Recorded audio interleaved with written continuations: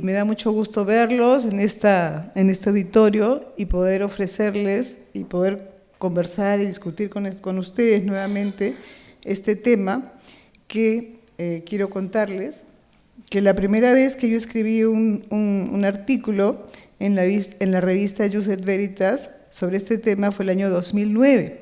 E igualmente me invitaron a dar una conferencia en el Colegio de Abogados de Lima.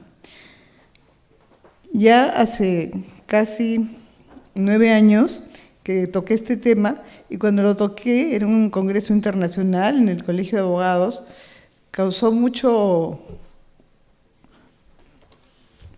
molestia entre mis colegas internacionalistas, entre los abogados, habían italianos, habían españoles, en fin, porque les pareció demasiado avanzado el tema de poder hablar de un numerus clausus o de una creación de derechos reales a través de contratos.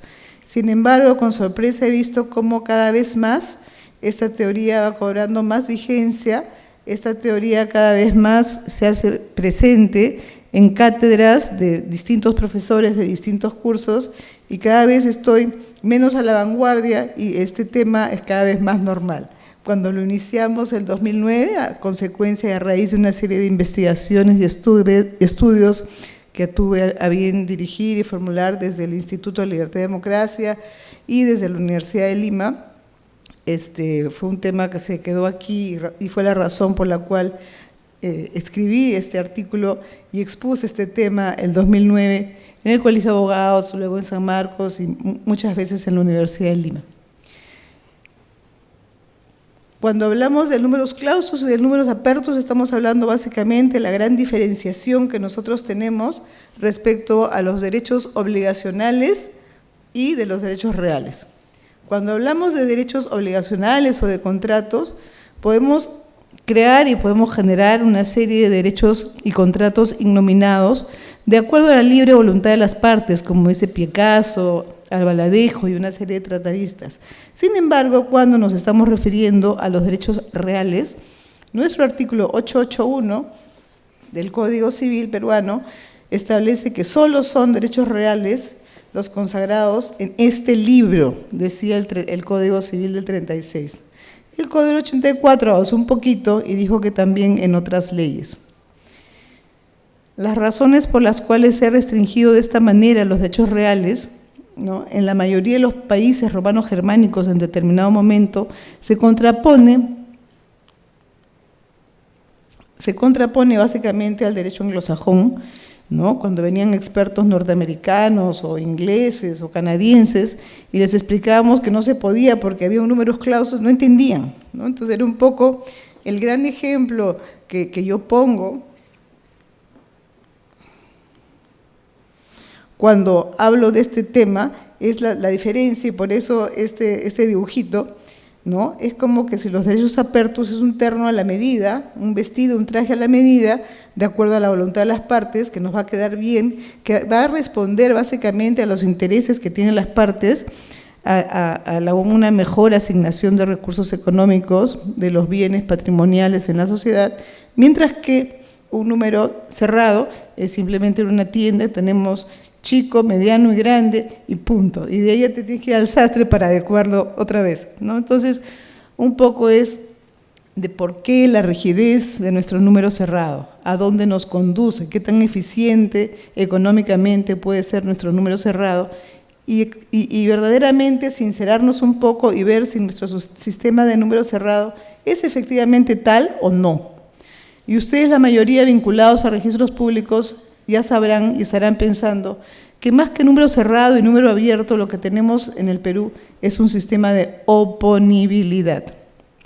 Un poco, si nosotros comparamos, por ejemplo, un derecho de propiedad, derecho real por excelencia, y es un derecho de propiedad no inscrito, es un derecho de propiedad que no es orga omnes, es un derecho que tampoco es oponible, mientras que un contrato de derecho de arrendamiento, que no es un derecho real, no está dentro de los números cerrados exactamente existentes, y si logras inscribir, o un embargo, por ejemplo, que tampoco es un derecho real, son oponibles ante terceros y son erga omnes. Entonces, Esas características que se ponen en la doctrina antigua, en la exégesis antigua, a los reales versus a los derechos personales, respecto a que solamente los reales son oponibles, solamente los reales son erga omnes, es bien cuestionable, porque creo que tenemos que manejarnos más bien con criterios de oponibilidad, como el criterio unificador de ambos derechos, que en nuestro derecho civil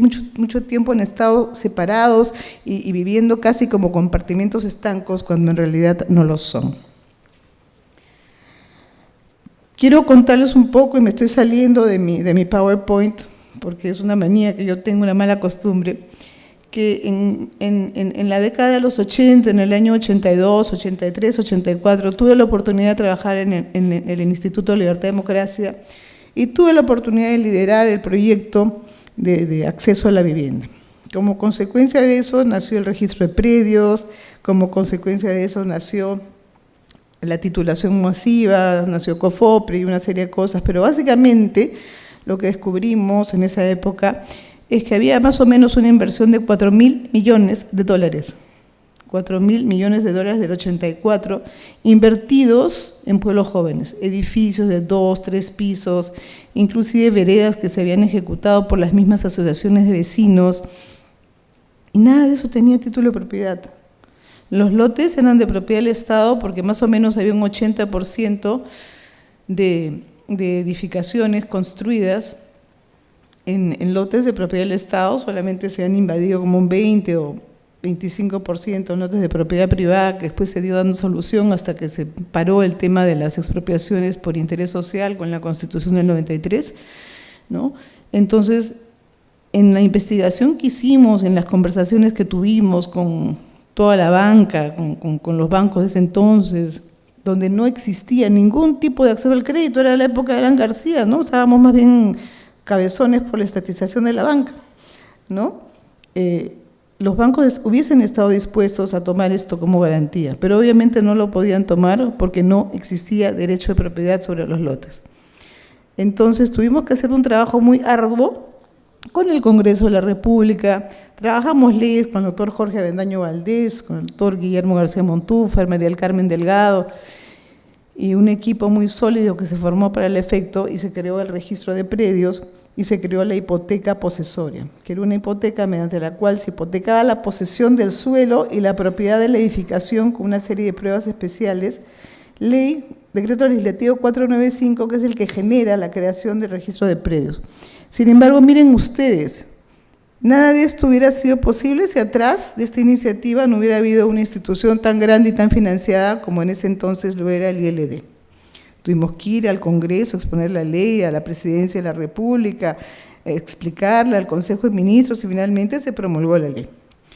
Pero no es posible que tengamos que acudir a una ley del Congreso para poder acercar los intereses de los individuos. Por un lado estaban los bancos y por el otro lado estaba el 47% de la población sin acceso al crédito y con inversión inmobiliaria donde había básicamente un capital muerto.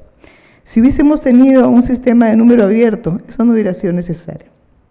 Hubiera surgido espontáneamente de las necesidades del mercado. Ese tema, ¿no?, de tener que trabajar una ley para plasmar un nuevo derecho real, ¿qué es el derecho real de?, ¿no?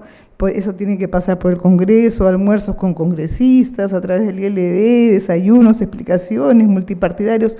No puede ser, o sea, una asociación de pobladores de pueblos jóvenes no podía ir al banco, tocar la puerta donde el banquero sí quería prestar, tenía la plata, y no lo podía hacer simplemente por 1000 factores, porque no teníamos el derecho real creado. Otro ejemplo donde nos vamos del tema social, vinieron muchos inversionistas en ese tiempo, 2 o 3, inclusive con proyectos hechos para hacer en el norte, en Máncora, cuando Máncora no estaba tan desarrollada aún, donde querían hacer multipropiedad. Pues señores, tampoco se pudo hacer multipropiedad ni timeshare, ¿por qué? Porque no teníamos nuestro derecho real creado. Entonces, me acuerdo que esas eran ya épocas de Fujimori, puede ser. Entonces crearon decreto legislativo, multipropiedad. Nada, tampoco lo inscribieron porque tenía que ser creado, recuerden, 881 por ley, no por decreto legislativo. Entonces no puede ser que estas trabas legislativas paren siempre la inversión. Fideicomiso, un nuevo derecho real de alguna manera, o derecho no sé qué, pero es un derecho patrimonial, patrimonio fideicometido. Bueno, ahí fue más fácil para el sector financiero, porque tienen más movimiento, más manejo, más llegada, crearon su ley, se creó. Entonces, esa es un poco mi crítica, esa es la razón por la cual yo prefiero hablar siempre de un número abierto que hablar de un número cerrado. ¿Por qué? Porque el número abierto finalmente es el que va a reconocer y es el que va a descubrir los intereses de todos los agentes económicos que estamos en el mercado. Los intereses de todos los ciudadanos de a pie, los intereses de todos los empresarios, de los bancos, de las compañías de seguros y de todas las personas que finalmente en el mercado día a día, a través de sus libres voluntades, generan derechos patrimoniales, ¿no? Entonces, un poco ese es el tenor, un poco esa es la razón por la cual pensamos, ¿no?, que no lo podemos dejar librado al legislador. Además, legislador de un código civil que se promulga pues cada 30 años, cada 40 años y cada tanto en tanto, la posibilidad de ir descubriendo la necesidad de crear un nuevo derecho real, porque no lo va a hacer, no está a su alcance. Entonces tengo que esperar a hacer un gran mercantilismo, lobby en el Congreso para generarme una nueva ley que lo cree. No, señores, tampoco. Hay una puertita por la que nos metemos y ahora voy a contar una experiencia que tuve en el Tribunal Registral hace un tiempo. Ahí me están mirando, tal vez se vayan a acordar. Ustedes saben que todo el Jockey Club del Perú, ¿no?, vendió una empresa, en fin, y que todo este centro comercial al que nosotros vamos a veces tiene un derecho de superficie. Pero a su vez este centro comercial hace contratos y hace transferencias patrimoniales inmobiliarias con todas las empresas grandes a las que todos nosotros acudimos todos los días, las Falabelas, los Totus, los Plazas Veas, etcétera, etcétera. Pues bueno, había que inscribir una subsuperficie. El registrador, denegado. ¿Por qué? 881 del Código Civil, no se puede.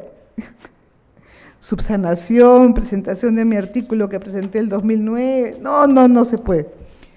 Fue en el Tribunal Registral en el que se explicó el tema, un poco con ese trasfondo, ¿no? Y aquí con algunas personas que estoy viendo y que lo recordarán que esto se inscribió, pero se inscribió con una mentalidad distinta a través del artículo 2019, inciso 1, que establece que son derechos inscribibles cualquier derecho que modifique un derecho real. Como sabemos, la propiedad, que es el derecho real por excelencia, tiene determinados atributos, que son el uso, el uti, la disposición de frutos, el abuti, que es la transferencia de propiedad o el gravamen, y más de ahí no hay, mucho más, no hay nada más. Entonces, ¿cómo mezclo uno con otro? Ese es el problema de mis derechos reales. Entonces, si de pronto se me ocurre, ¿no es cierto?, otorgar una superficie sobre una superficie, los registradores me decían, ya, pero para que esto proceda, tiene que construir una losa. Entonces no puede ser que aparezcan esos sinsentidos simplemente por la culpa de nuestro querido 881 mal interpretado. Gracias a Dios, el Tribunal Registral tuvo un criterio más amplio. El 2019, inciso 1, nos abre las puertas a un criterio más amplio y finalmente tiene un números apertus escondido por ahí que nos permite un mayor abundamiento y una mayor riqueza del mundo jurídico, ¿no? Eso es básicamente el principal mensaje que yo deseaba transmitir el día de hoy. Y bueno, el segundo es nuestros códigos civiles, separar a nuestro código civil en derechos reales, por un lado, con sus normas propias, y por allá, distinto, los derechos personales. Me parece que es un tema que hoy por hoy ya no debería ser admitido. Yo inclusive hasta modificaría nuestro código civil en el sentido que no podemos tener como dos mundos separados, dos mundos con reglas propias, porque no responden a nada. Se dice que los derechos reales tienen que estar separados porque responden un poco a este número cerrado que ordena registros públicos, que ordena una inscripción más ordenada. No, esto es verdad y ustedes lo saben. Tenemos la partida del inmueble, la partida del predio, y sobre él se van cargando, ¿no?, los derechos patrimoniales que puedan ir surgiendo, como las cargas, gravámenes, limitaciones, los hoy llamados derechos reales, los hoy no llamados derechos reales que también se inscriben. Entonces, eso es lo que le da dando vida y movimiento a nuestros derechos patrimoniales inscribibles e inscritos en nuestro país. Se dice, y algunos autores dicen, que los derechos reales un poco que responden al orden público, que están ligados y más, que tienen que obedecer más al orden público que el derecho privado. Se dice también que los contratos son solamente la voluntad entre Juan y Pedro y que solo obligan a Juan y Pedro. Y también sabemos que eso no es cierto, porque Juan y Pedro pueden inscribir sus contratos y al inscribirlos también se hacen oponibles y también son erga omnes. Cualquier derecho patrimonial que surge de una libre contratación debidamente inscrita como carga, como gravamen, como derecho real del 881 o como derecho patrimonial oponible en base al artículo 2019, inciso 1 del Código Civil, entonces es absolutamente oponible, al igual que los derechos numerados, que son la propiedad, la posesión, el usufructo, el uso y los que ustedes ya conocen.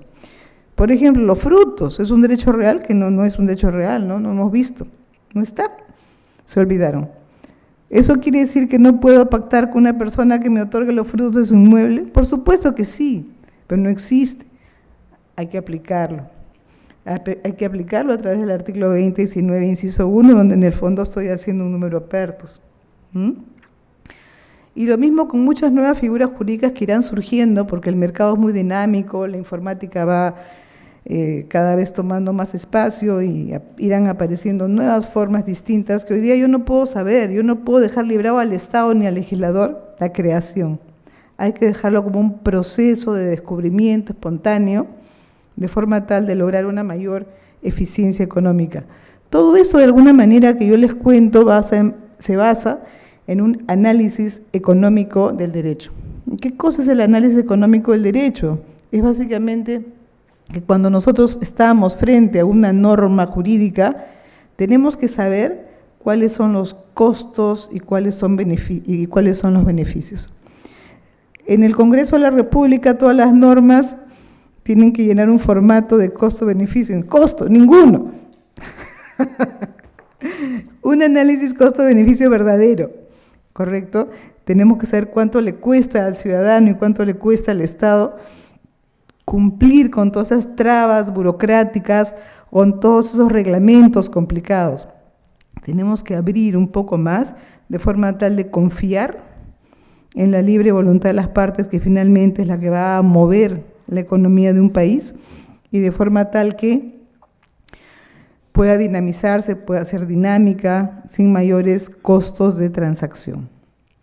Es por esta razón que pensamos, y lo podemos decir abiertamente, contundentemente y claramente, que pensamos que un número cerrado, un número clausus para el sistema del Perú y para el sistema de creación de derechos llamados reales, es un sistema ineficiente. Pensamos que tenemos que ir y que existe además cada vez más, ¿no?, una tendencia hacia la unificación de los derechos reales y personales, ¿no?, en base a la oponibilidad que otorga el registro, en este caso el registro público para bienes registrables y para bienes inmuebles. Esta oponibilidad la dará el registro. Para los bienes muebles no registrables la dará la posesión, que es la que exterioriza los atributos de la propiedad.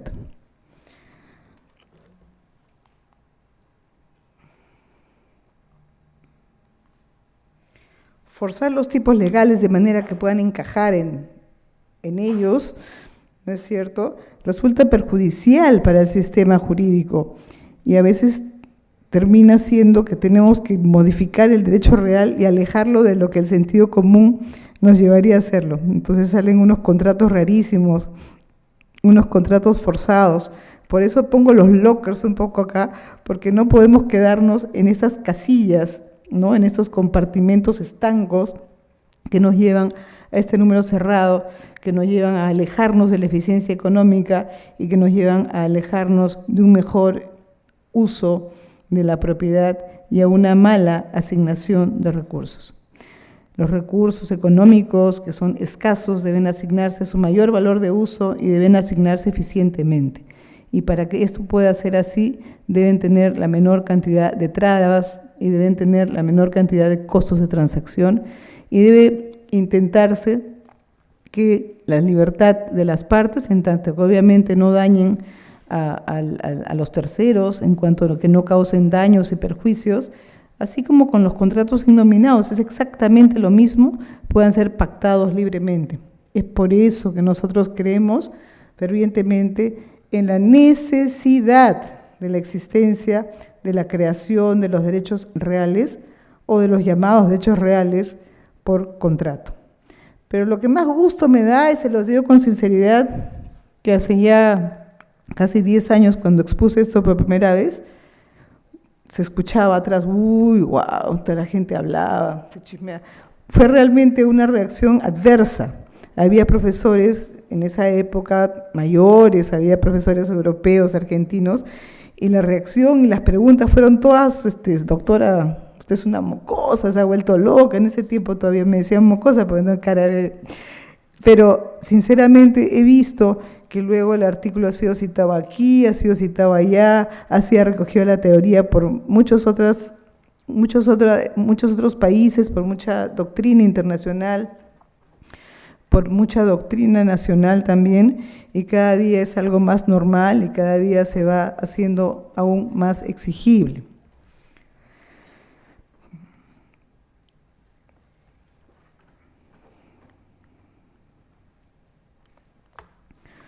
Uno de los más antiguos defensores de este sistema, del sistema abierto, ha sido, el que lo ha plasmado de forma más clara, han sido Díez Picasso, ha sido Albaladejo y ha sido el autor Rojinas Villegas, mexicano.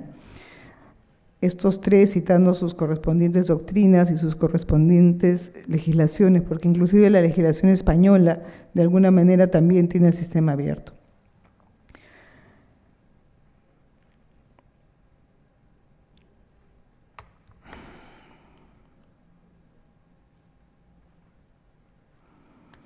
Según Lepage, francés, los derechos de propiedad no son en sí mismos más que un conjunto de atributos que pueden ser descompuestos en una infinidad de derechos elementales. Y como les decía, así es como se han admitido los contratos innominados desde siempre para crear formas contractuales en materia de obligaciones. Cabe admitir esta misma categoría respecto a los derechos reales, y así fue en el derecho mexicano desde la dación de su Código Civil anterior. Quiero contarles adicionalmente que en el derecho canónico, en el derecho virreinal, aquí en este país, a través de los censos, ¿no?, de las capellanías y tal, hay unos libros bien interesantes sobre historia de derecho canónico peruano, existía un sistema de derechos reales abiertos, que eran justamente estos censos, las capellanías y otras modalidades adicionales de derechos, que finalmente, con mucha fuerza, viene desde Europa, básicamente desde Francia, la abolición de todo esto debido a que con la Revolución Francesa se termina con los desdoblamientos de la propiedad, se termina con la enfiteusis, con el dominio útil y con el eminente, para terminar con todo rezago de la propiedad medieval.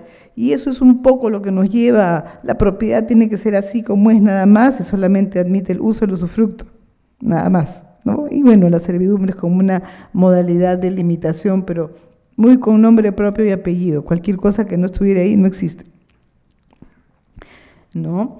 Entonces, inclusive ahora que hablo de las servidumbres, ¿no?, se tuvieron que crear una serie de servidumbres administrativas por las leyes de transportes, para poner antenas, para poner cables, ahora todo el tema del tren eléctrico, de los metros, etcétera, que tampoco encajan con nuestros derechos reales.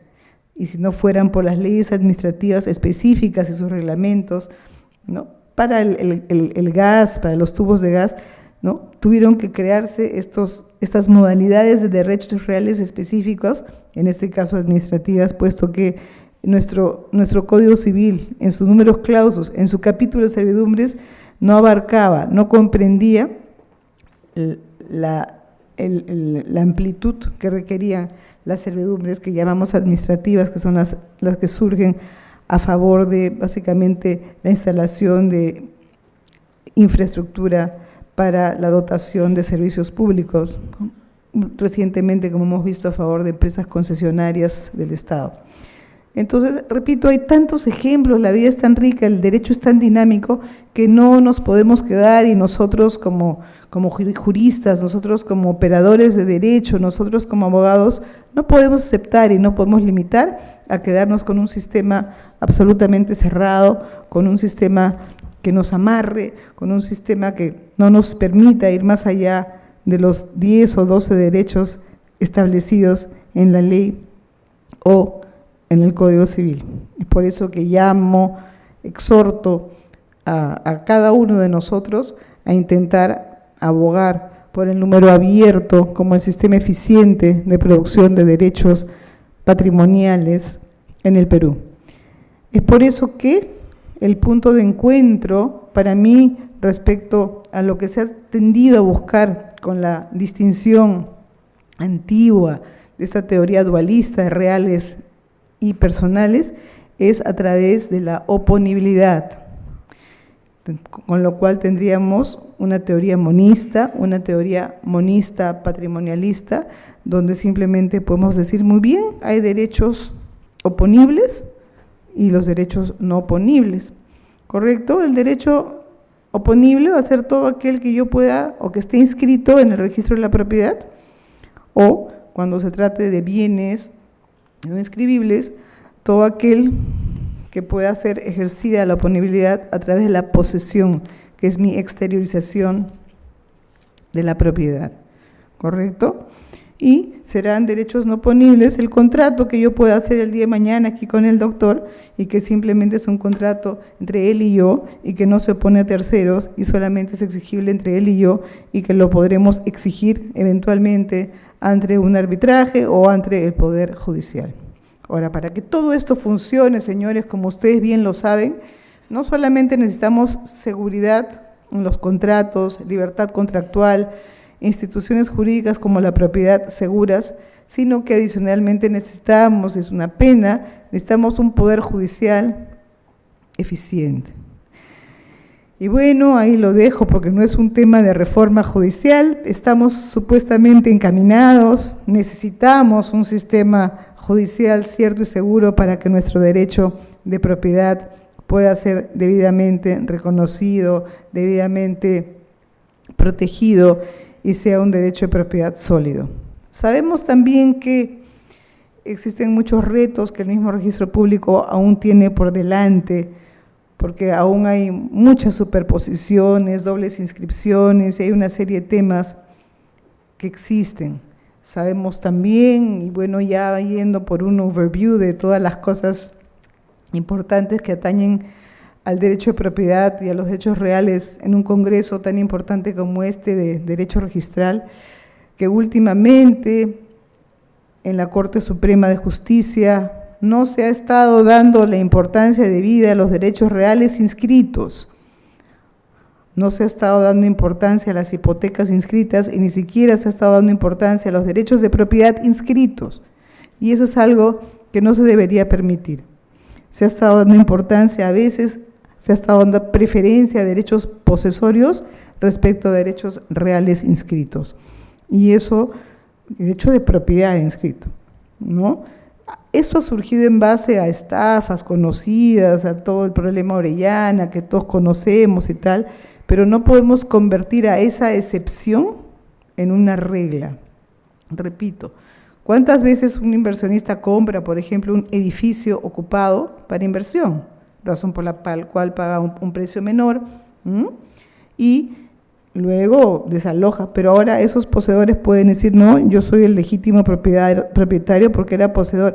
Y hay jurisprudencia, mucha jurisprudencia reciente en ese sentido, en la Corte Suprema.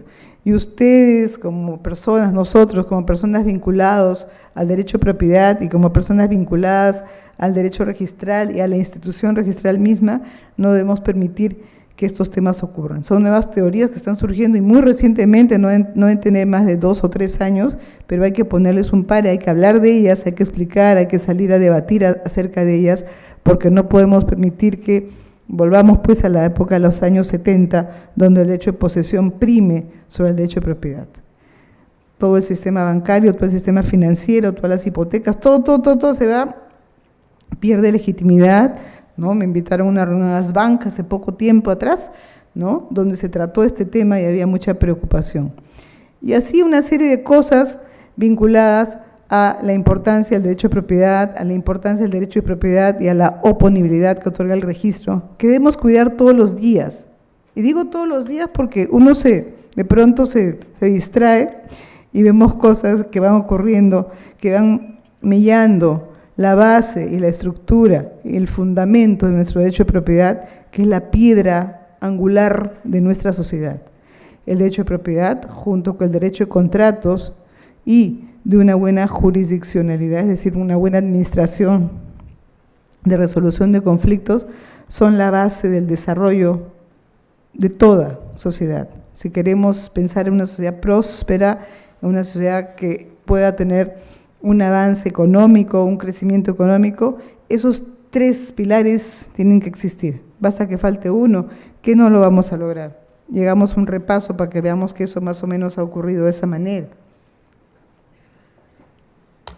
La gran conclusión es que hay efectivamente un acercamiento entre los derechos reales y personales que está a través de la oponibilidad y a la publicidad registral.